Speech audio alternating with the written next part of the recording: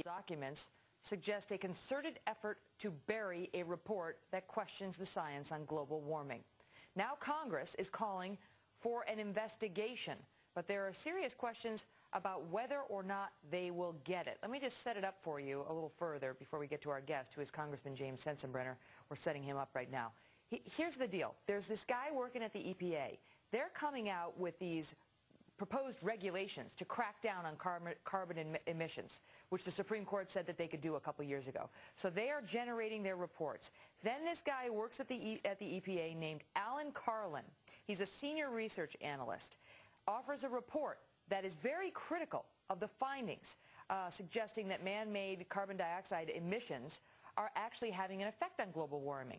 Well, you would think that the EPA submitting these regulations for public comment, would welcome dissent, would offer them both with, the good side, the bad side, the pros, the cons, those who believe in it, those who don't.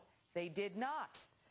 They squashed this report and made very clear to Mr. Carlin that he was not to spend any additional time on this, not to speak to anybody outside of the EPA on this. And here's the quote. With the endangerment finding nearly final, you need to move on to other issues, they told him. I don't want you to spend any additional EPA time on climate change, no papers, no research, etc. And on it went from there. Well, Congressman James Sensenbrenner is a Republican from Wisconsin, and he is also the ranking member on the House Select Committee on Energy Independence and Global Warming. He wrote a letter to the EPA on this and called this behavior, quote, truly alarming. Sir, explain why you feel that way. Well, first of all, Megan, I'm happy today that we can talk about a different kind of gas than last time. This is truly alarming because the EPA administrator said very clearly that she wanted to have all of her decisions made on science-based policies and program, adherence to the rule of law, and overwhelming transparency. Administrator Jackson said that to the Senate at her confirmation hearing. What appears to have happened here is that the only science that they want to look at the EPA is the one that supports the conclusion they have that greenhouse gases like CO2 are a pollutant and thus subject to an endangerment finding.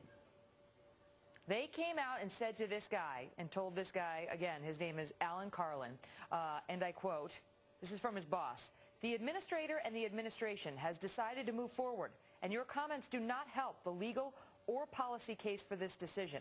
And then he was told no more work on these global warming memos. Now, their defense, Congressman, because a lot of people are very concerned about this behavior, trying to shut down somebody who's a critic of these global warming theories, their defense is, well, we considered some of his ideas.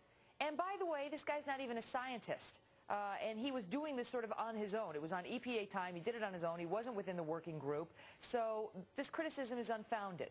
How do you see it? Well, what he said was that observations of what temperatures were like were contrary to the 3- or 4-year-old findings of the UN Climate Change Commission. So the evidence that he looked at and he analyzed showed that the UN Climate Change Commission was not right and not correct in saying what was happening to the climate. Now, all of this debate on global warming and cap and tax is based upon the UN Climate Change Commission's findings, which were released about 3 years ago. And if these findings are off, then all of the arguments that were made in support of the cap and tax bill that passed last Friday in the House of Representatives are not based on scientific efforts. You know, in our country, we have provided legal protection for whistleblowers who come out and say that an agency or an administration has suppressed findings that are contrary to policy. Mr. Carlin is a whistleblower, and his boss, who is a man named Al McGartland, sent an email after the ones that you read, basically giving him a not-so-subtle threat that if he continued talking about this, he'd be fired. Well, he's on the government payroll. He's been doing this for 37 years. I think we ought to give credence to what he has to say and to allow this to become a part of the debate rather than having it suppressed and also threats of dismissal. All right, now those who would defend the administration have come out very quickly and said, we don't know what happened here, but if it went down the way President Obama's critics are saying, he's no different from President Bush. Citing this incident with James Hansen, who was a guy who came out and said that his thoughts on global warming, which did attribute the problems in part to man-made emissions, were squashed by the Bush administration. And they say, look, you know, turnabout, it may not be the nicest thing, but it's fair play. Hey, do two wrongs make a right? And the president has repeatedly said that he wants to be listening to what scientists have to say, even when it's inconvenient. Well, this is an inconvenient truth in the EPA that is not on the page of the Obama administration. What we're hearing now is spin control from them. I think, well, we ought to have an investigation, and maybe Mr. Carlin, you know, ought to be brought before Congress so that he can speak free of any type of retribution on his job on what he found out. What that paper says is very, very important because it blows up the entire predictions of the UN Climate Change Commission that everybody has been saying that the sky is falling. We ought to have a scientific debate. We should not suppress contrary scientific views. Mr. Hansen was kind of an irrepressible guy, and nobody threatened him with being fired. Mr. Carlin should be considered the same as Mr. Hansen.